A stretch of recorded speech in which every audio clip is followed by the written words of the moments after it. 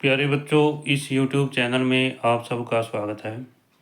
आज का हमारा टॉपिक है गणित कार्यपुस्तिका कक्षा 7 अध्याय 9 परिमेय संख्या।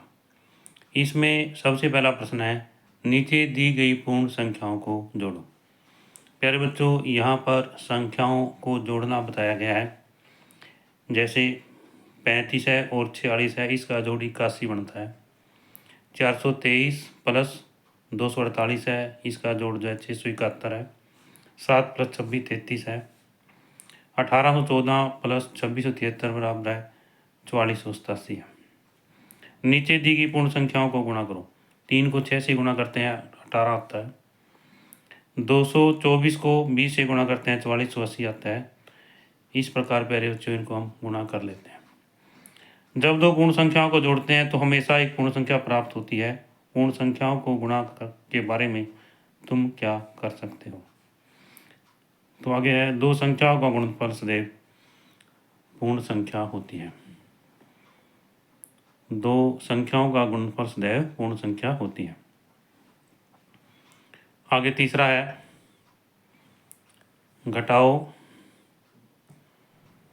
37 माइनस 40 माइनस 3 के 20 माइनस 4 16 347 माइनस 30 317 के। पूर्ण संख्याओं को घटाने पर हमें सदैव पूर्ण संख्या प्राप्त नहीं होती। कुछ धनात्मक व ऋणात्मक संख्या प्राप्त होती हैं, उन्हें पूर्ण संख्याएं कहते हैं। इससे आगे भाग करो।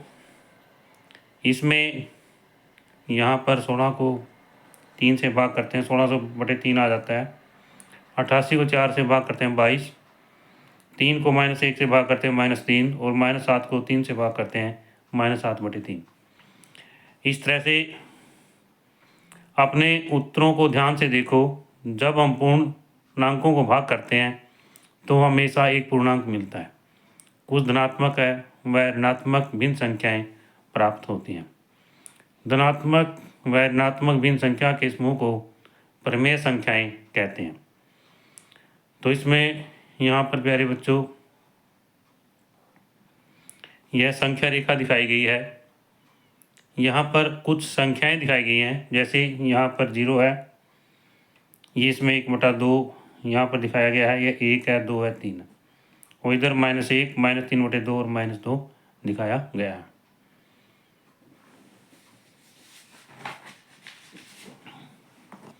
इससे आगे है प्रश्न 2। नीचे सारणी में पूर्णांक दिए गए हैं, तुम इन्हें अंश व हर लेकर नई संख्याएं बनाओ। तो यहाँ पर है पूर्णांक 3 और 5 है। अंश इसमें 3 लेना है, हर 5 लेना है। नई संख्या 3/5 बनती है। यदि अंश 5 लेते हैं, हर 3 लेते हैं तो संख्या जो है 5/3 बनती है। तो इस तरह से हम आगे -4 और 27 है। इसमें अंश -4 लेते हैं, हर 27 लेते हैं। नई संख्या -4/27 बनती है। अब यदि 27 अंश लेते हैं, हर -4 लेते हैं तो नई संख्या बनेगी 27/-4। इस तरह से हम ये संख्याएं बना लेते हैं। अगला है, दो संख्याएं तुम्हें मिली, क्या वे सभी भिन्न संख्याएं हैं? हाँ या ना में हमने उत्तर देना है। तो प्यारे बच्चों, हाँ, सभी संख्याएं अंश बटा हर के रूप में प्राप्त होती हैं। ये सभी संख्याएं भिन्न संख्याएं हैं। क्या प्रत्येक भिन्न संख्या परिमेय संख्या भी है? हाँ, नहीं और क्यों? हाँ, सभी संख्याएं भिन्न भी हैं और परिमेय भी। कौन सी संख्या भिन्न संख्या भी है और परिमेय भी? सभी संख्याएं भिन्न भी हैं और परिमेय भी। ऐसी परिमेय संख्याएं लिखो जो भिन्न न हो। ऐसी कोई परिमेय संख्या नहीं है जो भिन्न न हो। अगला छठा पार्ट है प्यारे बच्चों, क्या ऐसी कोई भिन्न है जो प्रमेय संख्या न हो? ऐसी कोई भिन्न नहीं है जो प्रमेय संख्या न हो। अगला, इनमें से कौन सी प्रमेय संख्याएं धनात्मक हैं तथा कौन सी ऋणात्मक हैं? तो इसमें यहाँ पर धनात्मक प्रमेय संख्याएं छांट लेते हैं हम। 3/5, 4/9, 17/2, 5/3, 9/4 और 2/17 ये धनात्मक प्रमेय संख्या है। ऋणात्मक जिनके आगे माइनस का निशान लगा होता है प्यारे बच्चों, वो संख्याएं ऋणात्मक होती हैं। जैसे 4/27 माइनस है, -2/15, -27/4, -15/2 के। इससे आगे तीसरा प्रश्न है, नीचे दी गई संख्या रेखा में ए से लेकर के तक बिंदु के बीच की दूरी को 40 को 10 समान भागों में बांटा गया है। तो यहाँ पर ये यहाँ से लेके यहाँ तक है ए बी सी डी, तो इस प्रकार 10 भाग बन जाते हैं यहाँ पर। तो पहला भाग है ए तथा के बीच की दूरी का 1/2 किस बिंदु से व्यक्त हो रहा है। तो इसमें यहाँ पर मध्य बिंदु एफ है। यहाँ पर 1 2 3 4 5, 1 2 3 4 5, ये बिंदु एफ है। ई तथा आई के बीच की दूरी का 1/4 पर कौन सा बिंदु है। ई तथा आई 1 2 3 4, ये 4 भाग है यहाँ पर। तो इसमें इसका आएगा बिंदु एफ तथा बिंदु एच। इधर से तो बिंदु एफ है, इधर से बिंदु एच है। कौन सा बिंदु ए तथा आई के बीच की दूरी के 3/4 पर है। ए तथा आई यहाँ पर है। तो इसमें यहाँ पर इसके 8 भाग हैं यहाँ पर, तो 6 भाग होने चाहिए। यहाँ पर बिंदु जी आएगा। क्या आएगा? बिंदु जी। कौन सा बिंदु ए तथा के बीच की दूरी पर 5/10 पर है। ए तथा के 5/10, तो कहने का अर्थ क्या है कि यहाँ से हम 5 गिन लेंगे। तो 1 2 3 4 5 एफ बिंदु आ जाता है। तो एफ बिंदु जब 5/10 पर स्थित है। सी तथा डी के बीच की दूरी कुल दूरी का कितना भाग या हिस्सा है। तो 1/10 भाग। प्यारे बच्चों, सी तथा डी, जैसे कि यहाँ पर 10 भाग दिए गए हैं, प्रत्येक भाग जो है 1/10 के बराबर है और ये सभी भाग जो है समान है। तो सी तथा डी के बीच की दूरी जो है 1/10 के भाग के बराबर है। ई तथा जी के बीच की दूरी कुल दूरी का कितना भाग या हिस्सा है। 2/10। ई तथा जी, ई तथा जी 1 2 2 भाग है यहाँ पर, तो 2/10 आ जाते हैं, या 1/5 भाग। चौथा प्रश्न है, बताओ कि निम्न प्रमेय संख्याएं संख्या रेखा पर 0 के किस ओर, बाईं ओर या दाईं ओर स्थित हैं। तो इसमें हम यहाँ पर जो ये संख्या रेखा दिखाई गई है, इसमें जो प्लस वाली है, जो धनात्मक संख्याएं हैं वो दाईं ओर होती हैं और जो ऋणात्मक संख्याएं हैं वो बाईं ओर होती हैं। तो यहाँ पर पहला है -1/2 बाईं ओर है, जैसे यहाँ पर -5/2, -4/7। तो ये जैसे यहाँ पर इसके ऊपर भी प्लस का है, इसको काट देते हैं प्यारे बच्चों, ये 4/7 हो जाता है। ये धनात्मक संख्या होती है, दाईं ओर चली जाएगी। और यहाँ पर ये प्लस की है, ये दाईं ओर जाएगी, ये माइनस की है बाईं ओर, ये दाईं ओर।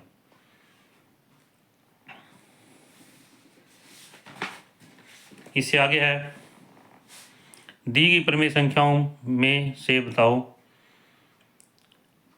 कौन सी प्रमेय संख्याएं संख्या रेखा में 1 व 2 के बीच में आएंगी। जैसे कि यहाँ पर दिखाया गया 5/3, 2/3, 3/4, 1/2 और 5/7। ये सभी रंग संख्याएं जो हैं 1 व 2 के बीच में आएंगी।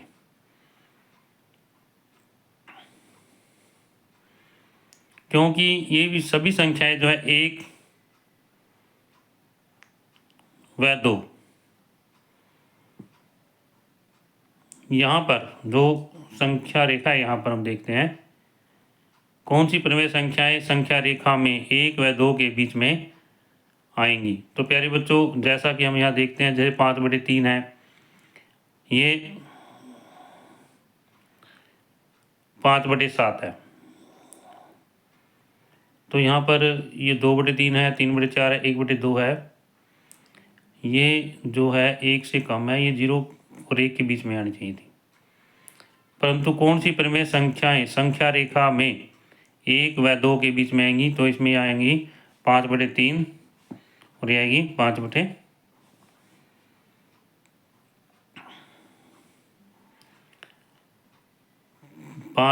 आएगी। क्या आएगी प्यारे बच्चों? 5/3। तो यहाँ पर हम देखते हैं ये संख्याएं जो है एक, ये क्या है, 1 से छोटी हैं और 5/7 भी छोटी है। तो संख्या रेखा 1 व 2, तो 1 व 2 के बीच में तो 5/3 ही आएंगे, ये नहीं आएंगे। इससे अगला है कौन सी परिमेय संख्याएं -2 व -3 के बीच में आएंगी, तो इसमें है 11 -11/5, -4/3 और -7/3। इससे अगला है छठा प्रश्न है, निम्न परिमेय संख्याओं को संख्या रेखा पर निरूपित करो। तो यहाँ पर है 2/5, क्या है 2/5। तो 2/5 जैसे 1 से कम है तो 0 और 1 के बीच में आएगी यहाँ पर। तो यहाँ पर इसके 1, 2, 3, 4 ये 5 भाग बना लेंगे और दूसरा भाग जो 2/5 होगा।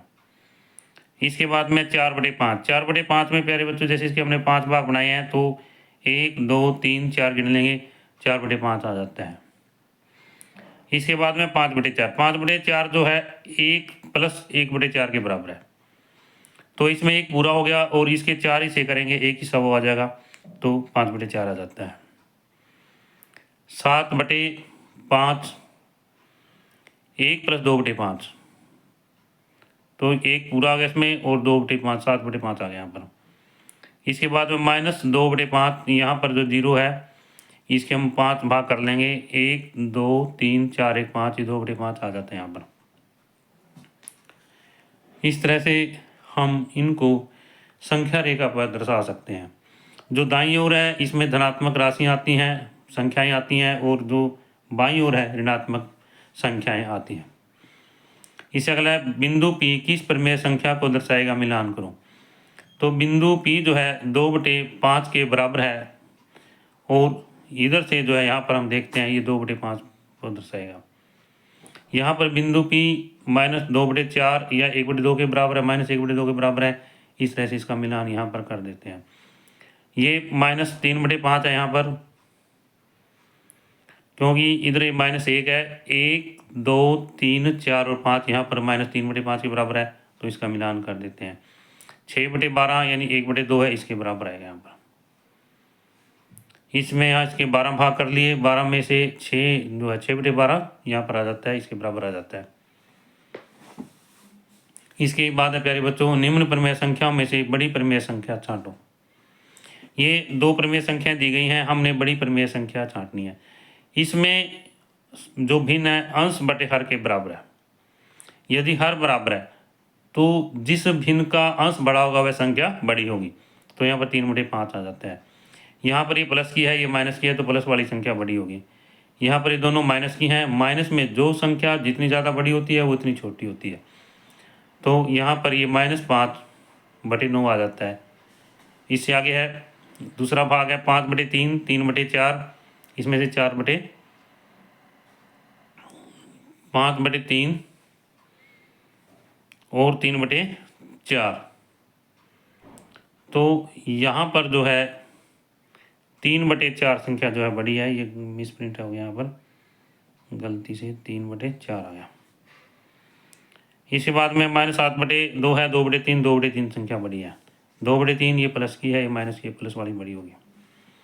अगला 9वां प्रश्न है, प्रश्न संख्या 8 का पहला भाग व 8 के दूसरे भाग के आधार पर निम्न निष्कर्षों को पूरा करो। यदि हर बराबर हो वह अंश बराबर न हो तो वह परिमेय संख्या बड़ी होगी जिसका अंश बड़ा होगा। यदि अंश बराबर हो, हर बराबर न हो तो वह परिमेय संख्या बड़ी होगी जिसका हर छोटा होगा। इसके बाद में 10वां प्रश्न है, नीचे लिखी गई संख्याओं को संख्या रेखा पर निरूपित कीजिए या दर्शाइए। यहाँ पर जैसा कि हम देखते हैं इसमें -1 और -1/2 है, ये संख्या रेखा हम बना लेंगे। यहाँ पर 0, 1, 2 ये माइनस के इधर निशान है, तो प्लस वाली संख्याएं दाईं ओर जाएंगी, माइनस वाली बाईं ओर आएंगी। तो यहाँ पर 1 है, यहाँ पर 1 आ जाता है। -1/2 यहाँ पर -1/2 आ जाता है, यहाँ -1 है यहाँ पर। इसके बाद में 3, 3/2 और -3/2। तो यहाँ पर 0 है, ये 3/2 है, यहाँ पर 1 से 1/2 होता है और 3 इधर आ जाता है, ये -3/2 इधर आ गया। 1 पूरा है, इसके 2 भाग कर लिए हमने इस तरह से। इसके बाद में है -5, 5/6 और -5/6, तो -5 यहाँ पर आ जाता है और -5/6 यहाँ पर आ गया 5। इसके हमने 5 भाग करे हैं तो 5/6 आ जाता है।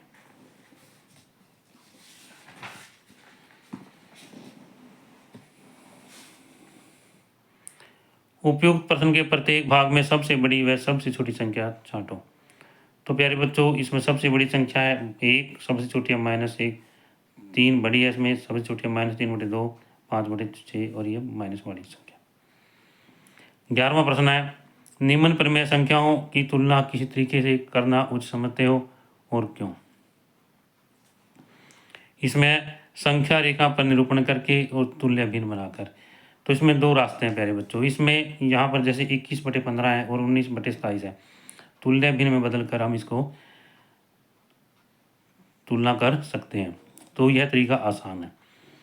एक -3/5 है, एक 2/3 है, इसको हम संख्या रेखा पर भी निरूपण कर सकते हैं क्योंकि ये संख्याएं छोटी हैं और यह तरीका जो है आसान है। -13/8 है, एक 27/12 है, माइनस का तुल्य भिन्न में बदल करके हम इसको जो है तुलना कर सकते हैं। यह तरीका क्या है? आसान है। इसके बाद में प्यारे बच्चों यहाँ पर दिए गए वर्ग में प्रत्येक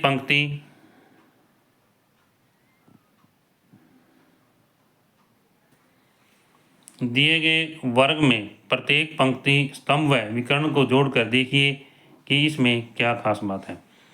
अब यहाँ पर जो है ये विकर्ण दिया गया है और इस विकर्ण में हम क्या देखते हैं कि इसको ऐसे जोड़ लें या इस तरह से जोड़ लें या इस तरह जोड़ लें, क्या आएगा? जोड़ जो है बराबर आता है और ये -15/10 आता है। अब हम इसको संख्या को यहाँ पर जोड़ करके दिखाते हैं। जैसे एक ये ले लेंगे, हम एक ये ले लेंगे और ऐसे। सबसे पहले ऐसे जोड़ करके दिखाते हैं। हमने यहाँ पर इसको जो है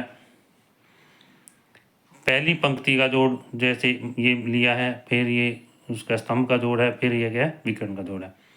तो हमने ये सभी संख्याएं यहाँ पर लिख ली हैं और ये सभी संख्याएं लिख करके यहाँ पर इन सब का जो है हम -4/5, 1/10 और -3/5 है। यहाँ पर हम देखते हैं कि यहाँ पर इसका जो एलसीएम है कितना आ जाता है? 10 आ जाता है। कितना आ जाता है प्यारे बच्चों? यहाँ पर गलती लिखा हुआ है, 10 आ जाता है।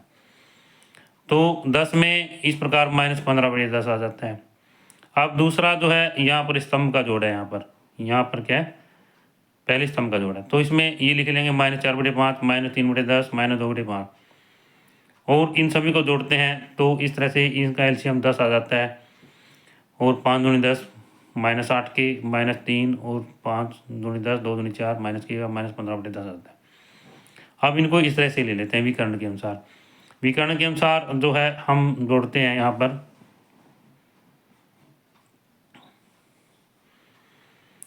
-4/5 प्लस -1/2 प्लस -1/5, तो इनका 10 एलसीएम आ जाता है यहाँ पर और ये -15/10 जो है हमें प्राप्त होता है। तो इस तरह से हम इनको यहाँ पर जो है लिख लेते हैं। और इसमें ये खास बात क्या है कि इसको ऐसे इधर जोड़ते हैं या ऐसे जोड़ते हैं, स्तंभ के हिसाब से जोड़ते हैं और विकर्ण के हिसाब से जोड़ते हैं। हर बार में जो जोड़ है -15 जो है 10 हमें प्राप्त होता है। इसके बाद में है 13वां प्रश्न है, उदाहरण को समझ कर नीचे दिए गए वर्ग के खाली खानों को भरो। अब यहाँ पर हम देखते हैं कि ये यहाँ खाली जो है खाने दिए गए हैं। हमने यहाँ पर एक उदाहरण करके दिखाया गया है कि हमने क्या करना है। जैसे ये संख्याएं हैं तो इसके अंदर ये सभी जोड़नी है, फिर इसके अंदर जोड़नी है, फिर इसके अंदर जोड़नी है। तो इस तरह से हम जो है इसको करते चले जाएंगे।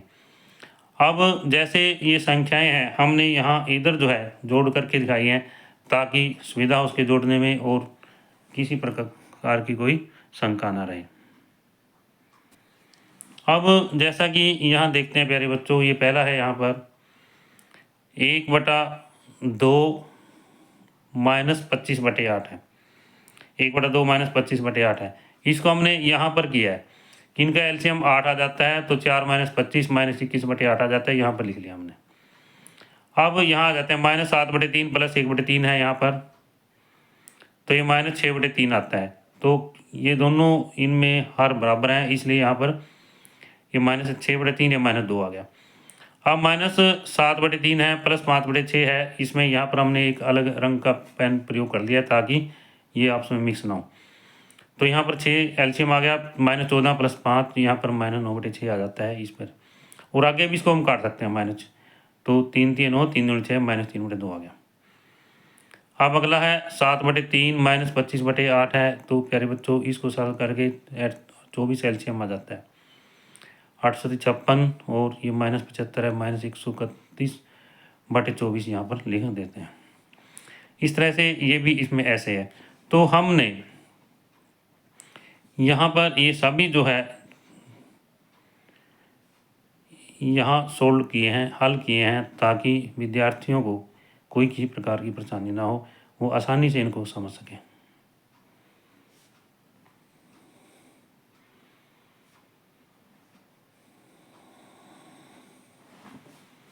इसके बाद में आगे है यहाँ पर दूसरी सारणी है, ये गुणा किया हमने इनको, जैसे इनको इससे गुणा करना है, फिर इससे गुणा करना है, यहाँ पर इसको इससे गुणा करना है, इससे गुणा करना है। और इस तरह से जैसे -2/3 है इसको, और -2/3 को प्लस 2/3 से गुणा करेंगे, इसको हम गुणा कर रहे हैं तो ये -4/9 आ जाता है। अब 4/5 है, इसको इससे गुणा कर रहे हैं, यहाँ पर भी जैसे -8/15 आ जाता है। -6/3 है और 2/3 है, इसको गुणा कर रहे हैं, हमने इसको यहाँ सवाल को करके दिखाया, यहाँ पर ये 4/3 आ जाता है, 4/3 हमने यहाँ पर लिख लिया है। अब इस तरह -2/3 है, इसको 3/5 से गुणा है, 3 के साथ 3 कैंसिल हो जाता है, 2/5 आ जाता है, यहाँ पर ही हमने इसको करके दिखाया। -4/5 है, यहाँ पर 2/3 है प्यारे बच्चों, 8/15 आ जाता है। -4/5 है, ये -16/25, ये माइनस माइनस प्लस हो जाता है यहाँ पर, और 3 दूनी 6, 8/5 आ जाता है प्लस का। अब यहाँ पर 5 3 4 3 12 15 15 25 आ जाता है, -12/25 आ जाता है। तो इस तरह से ये सारे जो है हम इनके साथ में जो गुणा करनी है वो कर सकते हैं। और यहाँ पर हमने जो है ये कुछ सवाल जो है गुणा करके दिखाए हैं सुविधा के लिए। फिर अगला है 15 प्रश्न, नीचे दी गई सारणी को समझिए तथा पूरा कीजिए। इसमें यहाँ पर क्रम संख्या दी गई है, परिमेय संख्या दी गई है। परिमेय संख्याओं की गुणा, परिमेय संख्या गुणा में 11/15 को 1/4 से गुणा करते हैं, 11/60 आ जाता है। और 1/4 को यदि 1/15 से गुणा करेंगे तो भी 1/4 को यदि 11/15 से गुणा करेंगे तो भी 11/60 ही आता है। तो यहाँ पर 11/15 को 1/4 से गुणा किया, 11/60 आए, तो ये भी 11/60 है, दोनों बराबर आते हैं। अब इसी तरह से बाकी भी हम जो है 4/5 को 3/7 से गुणा करते हैं, 12/35 आ जाता है, ये 12/35। और 3/7 को 4/5 से गुणा करेंगे तो भी 12/35 आता है। तो इस तरह से प्यारे बच्चों हम इन सब की गुणा जो करते चले जाते हैं। उपयुक्त तालिका से क्या नियम बना सकते हैं? दो परिमेय संख्याओं का गुणनफल संख्या पलटने पर भी समान रहता है, अर्थात गुणनफल क्रम विनिमय नियम के अनुसार है, या जो परिमेय संख्याएं हैं उनका गुणनफल जो है क्रम विनिमयता नियम का पालन करता है। तो हमने यहाँ पर a गुणा b और b गुणा a दिखाया है। ये दोनों जो हैं परिमेय संख्याएं हैं, ये जैसे 7/3 परिमेय संख्या है, 4/5 परिमेय संख्या है। तो यानी a को b से, इसको इससे गुणा करें या इसको इससे गुणा करें तो हमारे पास में परिणाम जो है बराबर ही आता है, रिजल्ट जो है बराबर आता है। इसमें ये जो सारणी है हमें ये दर्शाती है।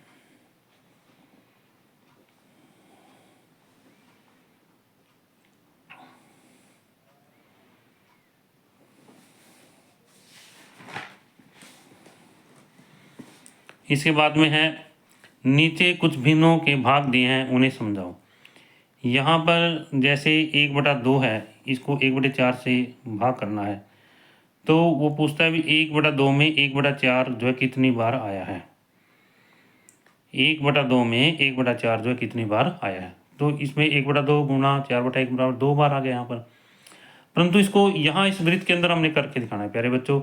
जैसे मान लीजिए 1/2 है, क्या है 1/2 वृत्त लिया हमने, फिर उसका आधा हिस्सा कर लिया, तो इसमें 1/4 कितनी बार आ रहा है? 2 बार, एक बार यूँ और एक बार यूँ, 2 बार आ रहा है।